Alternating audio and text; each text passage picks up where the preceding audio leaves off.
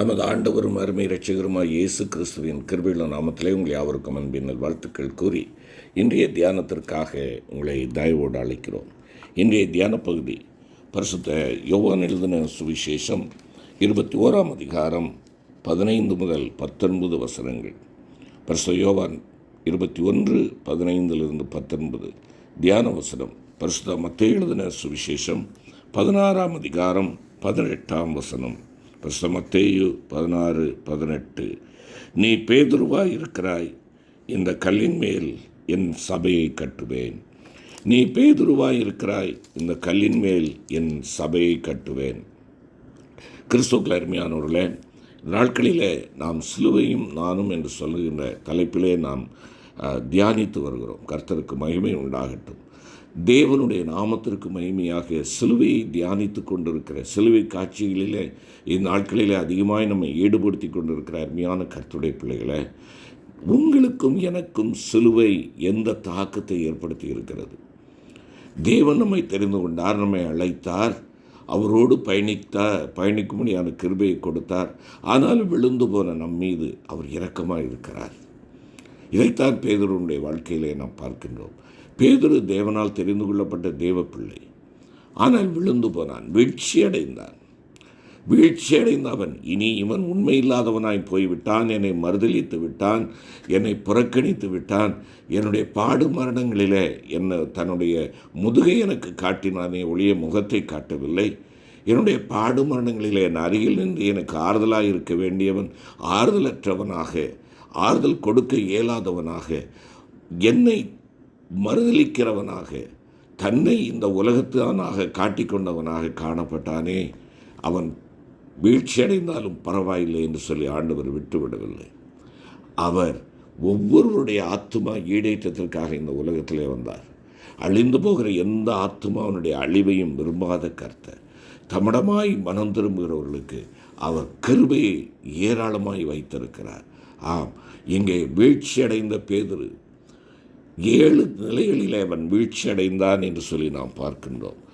அந்த பேதுருவுக்கு ஆண்டவர் கிருபை அருளுகிறார்.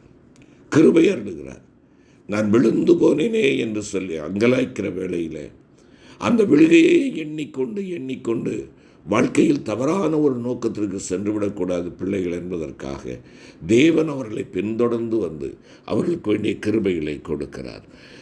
அதைத்தான் நாம் இங்கே பேதுருவினுடைய வாழ்க்கையிலையும் ஆண்டவருடைய வழிநடத்தல்களை நாம் இங்கே பார்க்கிறோம். முதலாவதாக பேதுருவுக்காக ஆண்டவர் வேண்டிக் கொண்டார். பரிசுத்த லூக்கா எழுதின சுவிசேஷம் 22ஆம் அதிகாரம் 32ஆம் வசனம்.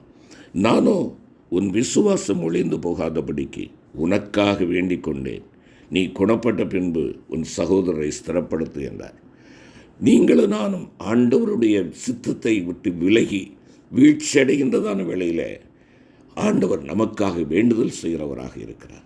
உங்களுக்காக பரிந்து பேசுகிறார் ஆண்டவர். இன்றும் உங்களுக்கும் எனக்கும் உண்டு. பிதாவினுடைய வலது பார்சத்திலே வாக்கு கடங்காத பெருமூச்சிகளோடு வேண்டுதல் செய்து கொண்டிருக்கிற கர்த்தர். அருமையான கர்த்தருடைய பிள்ளையே, நீ விழுந்து போனது எண்ணி மனமடிவாய் கொண்டிருக்கிறாயோ? வேதனையினாலே நீ உழன்று கொண்டிருக்கிறாயோ? யோசித்து பார் தேவனுடைய பிள்ளையே, உன்னை அழிவுக்கு அல்ல, உன்னை ஆசீர்வாதத்திற்கு என்று ஆண்டவர் தெரிந்தெடுத்திருக்கிறார். ஆகையினாலே நீ எந்த நிலையிலையும் விழுந்து சீர்கெட்டு போய்விடக்கூடாது என்பதற்காக உனக்காக வேண்டிக் கொண்டிருக்கும் ஒரு கர்த்தர், உனக்காக மன்றாடுகிற ஒரு ஆண்டவர் உண்டு. அருமையான கர்த்தருடைய பிள்ளையே, அந்த தேவன் இருக்கின்ற பொழுது உன்னுடைய தோல்வியை கண்டு, உன்னுடைய இழப்பை கண்டு, உன்னுடைய விழுதலை கண்டு, உன்னுடைய பின்மாற்றத்தை கண்டு நீ ஒதுங்கி ஆண்டவரை விட்டு தூரம் போய் விடாதே. அவரை நோக்கிப்பார். உனக்காக வேண்டுதல் செய்கிற அவர் உன்னை மீட்டெடுக்க வல்லவராக இருக்கிறார். இரண்டாவதாக நாம் பார்ப்போம் என்றால், ஆண்டவராகிய கர்த்தர் பேதுருவை நோக்கி பார்த்தார் என்று சொல்லி 22ஆம் அதிகாரம் 61ஆவது வசனத்திலே பார்க்கிறோம். அப்பொழுது கர்த்தர் திரும்பி பேதுருவை நோக்கி பார்த்தார். சேவல் கூவுகிறதற்கு முன்னே நீ என்னை 3 தரம் மறுதலிப்பாய் என்று கர்த்தர் தன்னிடத்தில் சொன்ன வசனத்தை உடனே பேதுரு நினைவு கூர்ந்தார். திரும்பி பார்த்தார். ஆண்டவர் அவனை நோக்கி பார்க்கிறார். நோக்கி பார்க்கும் கர்த்தர். இந்த உலகம் உன்னை வெறுத்து ஒதுக்கி பாராமுகமாய் போய்விடலாம், உன்னை பார்க்காது கடந்து சென்று விடலாம். உன்னுடைய பாவத்தின் அளவை வைத்து உன்னை எடை போட்டு உன் அருகிலே வருவதற்கு கூட தயாரற்ற நிலையிலே மனுமக்கள் காணப்படலாம். ஆனால் நீ நானும் எவ்வளவு கொடியதான பாவத்தில் இருந்தாலும், எவ்வளவுதான் ஆண்டவருக்கு விரோதமாக செயல்படுகிறவர்களாக நீ நானும் காணப்பட்டாலும், அருமையான தேவனுடைய பிள்ளையே, அருமையான என் அருமை சகோதரா சகோதரி, உன் வாழ்க்கையில் நீ எந்த அளவிற்கு நீ ஆண்டவருக்கு பிரியமில்லாத பாதையிலே சென்று பார்வை, சிந்தை, இருதயம் எல்லாம் பலகீனப்பட்ட, இல்லைனால் எல்லாம் அசுத்தமாக்கப்பட்ட நிலையில் நீ இருந்தாலும் உனக்கு ஒரு வாழ்வு உண்டு, உனக்கு ஒரு மீட்பு உண்டு. உன்னை நோக்கி பார்க்கிற ஆண்டவர் பார்த்து கொண்டிருக்கிறார், உன்னை பார்க்கிறார். அவரிடத்திலே வா, அவரிடத்திலே வா. உன்னுடைய கூப்பிடுதலுக்கு செவி கொடுக்கிற ஒரு கர்த்தர் உண்டு. உன்னை பார்த்து வா என்று சொல்லி அழைக்கிறார்.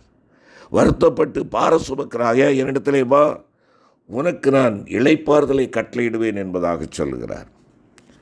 நீ கேட்டுக்கொண்டிருக்கிற அருமையான கர்த்தருடைய பிள்ளையே, தேவன் உன்னை ஒருபொழுதும் வழியிலே விட்டு செல்லுகிறவர் அல்ல. நீ அவருடைய சொந்த சம்பத்து. உன்னை நோக்கி பார்க்கிறார், நீ அவரை நோக்கிப்பார். பேதுருவுக்கு தேவன் அளித்த மூன்றாவது ஒரு கிருபையை பாருங்கள். இங்கே பரிசுத்த மார்க் எழுதின சுவிசேஷம் 16ஆம் அதிகாரம் 7வது வசனத்திலே ஆண்டவர் உயிர்த்தெழுந்த செய்தியை போய் அறிவியுங்கள் என்று சொல்ல கட்டளை கொடுக்கப்பட்ட பொழுது, ஆண்டவர் இங்கே இல்லை, உயிர்த்தெழுந்தார் என்று சொல்லுங்கள், குறிப்பாக பேதுருவுக்கு சொல்லுங்கள் என்று அங்கே வேதம் சொல்லுகிறது. பேதுருவுக்கும், ஏனென்றால் பேதுரு விழுந்து போனான், வீழ்ச்சியிலே கிடக்கிறான். யூதாஸ் எடுத்த தவறான முடிவினாலே யூதாஸ் நாண்டு கொண்டு செத்துவிட்டான். என் மகனாகிய பேதுரு அந்த நிலைக்கு வந்துவிடக்கூடாது, சோர்வடைந்து விடக்கூடாது. அவன் மனம் கசந்து கசந்து தன்னுடைய குற்ற உணர்ச்சியினாலே அவன் தன்னை ஏதேனும் தீயதான காரியங்களை செய்து விடக்கூடாது. ஆகையினாலே முதலாவது அவனுக்கு சொல்லுங்கள், சீசர்களுக்கு சொல்லுங்கள். பயந்து போயிருக்கிறார்கள், அவர்களுக்கும் சொல்லுங்கள். ஆம், நீ இருக்கிற இடம் தேடி உனக்கு செய்தியை அனுப்புகின்ற என் ஆண்டவர். ஆம், அருமையான கர்த்தருடைய பிள்ளையை, உயிர்த்தெழுந்த ஆண்டவருடைய செய்தி. உயிர்த்தெழுதல் உண்டு, அவர் ஜீவனோடு இருக்கிறார் என்பதை போய் சொல். நீ என் ஜீவன் பெற முடியும் ஆவிக்குரிய வாழ்க்கையிலே, போய் சொல். இன்று ஆண்டவர் உங்களுக்கு எனக்கும் இதே நன்மையான காரியங்களை ஒவ்வொரு வருடமும் நமக்கு கொடுத்து கொண்டே இருக்கிறார், ஒவ்வொரு நாட்களிலும் நமக்கு கொடுத்து கொண்டே இருக்கிறார். எனவே தான் இந்த காலங்கள், இந்த உபவாச காலங்கள், இந்த தியான காலங்கள், அருமையான கர்த்தருடைய பிள்ளையை, உன் ஆண்டவர் உயிர்த்தெழுந்த ஆண்டவர் உயிரோடு இருக்கிறார் என்பதை நீங்கள் அறிந்தவர்களாக இருக்கிறீர்களா? அதிநிமித்தமாய் நீங்கள் திடப்பட்டு உயிர்த்தெழுந்த ஆண்டவருடைய வல்லமை உங்களிலே செயல்பட வேண்டும். அடுத்தபடியாக ஆண்டவர் கொடுத்த ஒரு கிருபையை பார்ப்போம் என்றால், தனியே பேதுருவை சந்திக்கிறார். பரிசுத்த லூக்கா 24:34 வசனம், கர்த்தர் மெய்யாகவே உயிர்த்தெழுந்து சீமோனுக்கு தரிசனமானார் என்று அவர்கள் சொல்ல கேட்டார்கள் என்று சொல்லப்பட்டிருக்கிறது. ஆம், சீமோனுக்கு பேதுருவுக்கு ஆண்டவர் தனியாக போய் சந்திக்கிறார். நீ கோழையாயிராதப்பா, நீ பலசாலியாக இருக்க வேண்டும். உன்னை நான் தெரிந்து கொண்டேன், நீ கண்மலையாயிருக்க நான் தெரிந்து கொண்டேன். உன்மேல் என் சபையை கட்டுவதற்கு உன்னை நான் தெரிந்து கொண்டேன். நீ தழும்பினவனாய் வாழாதே, நீ அலசடிப்பட்டவனாய் வாழாதே, நீ தைரியமாய் நிலைத்திருக்கிறவனாய் இருக்க வேண்டும். உறுதிப்படுத்தும் ஆண்டவர், திடப்படுத்தும் ஆண்டவர். அருமையான கர்த்தருடைய பிள்ளையே, அந்த ஆண்டவர் உனக்கும் எனக்கும் இன்றும் ஜீவனோடு இருக்கிறார். உன்னையும் என்னையும் திடப்படுத்துகிறவராக இருக்கிறார். அவர் சந்திக்க விரும்பி வருகிறார். அவருடைய சந்திப்பை மறுக்காதே. நீ அவரை சந்திக்கும்படியாய் செல், நீ அவரை சந்திக்கும்படியாய் செல். அடுத்த ஒரு கிருபையை பார்ப்போம் என்றால், 3 முறை பேதுருவிடத்திலே ஆண்டவர் கேள்வி கேட்டார். பரிசுத்த யோவான் 21ஆம் அதிகாரம் 15ஆம் வசனம் முதல் உள்ள பகுதியை பார்ப்போம் என்றால் 3 முறை கேட்கிறார். நீ என்னிடத்தில் அன்பாய் இருக்கிறாயா? நீ என்னிடத்தில் அன்பாய் இருக்கிறாயா? அருமையான கர்த்தருடைய பிள்ளைகளே, என் தேவன் அந்த கேள்வியை கேட்கின்ற பொழுது ஒரு அழுகையின் குரலிலே கேட்டிருப்பார். ஒரு தாய், ஒரு தகப்பன் தன்னுடைய குழந்தையின் இடத்துல, வா, நீ இப்படி போயிட்டியம்மா, என்கிட்ட அன்பாக இருக்கிறியாம்மா, அன்பாக இருக்கிறியாம்மா, அன்பாக இருக்கிறியாம்மா. தாய் உள்ளம் கொண்ட ஆண்டவர் எல்சடாய், உன்னையும் என்னையும் பார்த்து என்னிடத்திலே அன்பாயிருக்கிறாயா என்று கேட்கிறார். நீ நானும் அன்பை கொன்றுவிட்டோம், அன்பை புதைத்து விட்டோம், அன்பு செலுத்த மறந்து விட்டோம். அதை புதுப்பித்து கொடுக்கிறார், உயிர்ப்பித்து கொடுக்கிறார். அந்த அன்பை நீ கொடுக்க மாட்டாயா என்று கேட்கிறார். அந்த அன்பை கொடுத்தது நிமித்தமாய் உன்னையும் என்னையும் ஆட்கொள்ளுகின்ற கர்த்தர் உன்னிலேயும் என்னிலேயும் என்று எதிர்பார்க்கிறார். ஒரு தாய் விதமாய் தன்னுடைய பிள்ளைக்கு ஒரு ஸ்வீட்டை கொடுத்து விட்டு எனக்கு கொஞ்சம் கொடுமா என்று சொல்லி கேட்பதைப் போல் அன்பை செலுத்தின ஆண்டவர் எனக்கு கொஞ்சம் அன்பு செலுத்த மாட்டாயா என்று கேட்கிறார். ஆம், அவனை திடப்படுத்துகிறார். அன்பு செலுத்தும்படியாக அவனுடைய அதைரியத்தை நீக்கி தைரியப்படுத்துகிறார். ஆம், 3 முறை கட்டளையிடுகிறார். 6வதாக அவர் கொடுத்த கிருபையை தான் 3 முறை கட்டளையிடுகிறார். 21:15 தான் அதை பார்க்கிறோம் யோவானிலே. என் ஆடுகளை மேய்ப்பாயாக, என் ஆட்டுக்குட்டிகளை மேய்ப்பாயாக என்று சொல்லி அவர் கட்டளை கொடுக்கிறார். ஒரு ஊழியக்காரனாக அவன் மேல் விழுந்த கடமையை ஆண்டவர் அங்கே வெளிப்படுத்துகிறார். நீ அனைவருக்கும் நீ சுவிசேஷகன், நீ அனைவருக்கும் நீ வார்த்தைகளை பகிர்ந்து கொள்ள வேண்டியவன். ஆம், பெரியவர்களுக்கு மாத்திரமல்ல, ஆடுகளுக்கு மாத்திரமல்ல, ஆட்டுக்குட்டிகளுக்கும் நீ சொல்ல வேண்டும். என் ஆண்டவர் அனைவரையும் விரும்புகிற கர்த்தராக அங்கே இருக்கிறார். நிறைவாக அங்கே நாம் பார்ப்போம் என்றால் அப்போஸ்தலர் 2ஆம் அதிகாரம் 4வது வசனத்தில் பரிசுத்த ஆவியினால் நிரப்பினார் என்று சொல்லி பார்க்கிறோம். விழுந்து போன மனுக்குலத்தை மீட்டெடுத்த ஆண்டவர் விழுந்து போனார்களே, திரும்ப திரும்ப விழுந்து கொண்டு இருக்கிறார்களே என்று சொல்லி விலகிவிடவில்லை.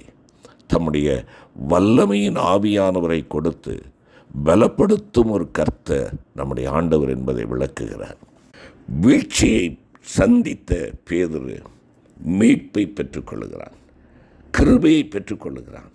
விழுதல் ஏற்பட்ட இடத்திலே தேவனுடைய ஆசீர்வதிக்கும் கிருபை அவனுக்கு நிறைவாய் கிடைத்தது. அவனை வழிநடத்தக்கூடிய ஆவியானவருடைய செயலாற்றல், ஆவியானவருடைய வல்லமையும் அவனுக்கு கிடைத்தது. நாமும் விழுந்த நிலையை எண்ணி எண்ணி குற்ற உணர்வோடு இருக்காதவாறு தேவனிடமாய் திரும்பி பாவங்களை அறிக்கை செய்து அவருடைய பரிபூர்ணமான கிருபையை நாம் சொந்தமாக்கி பரிசுத்த ஆவியானவருடைய வழிநடத்தலுக்கு நம்மை ஒப்புக் கொடுக்க தேவன் கிருபை செய்வாராக. ஆமென்.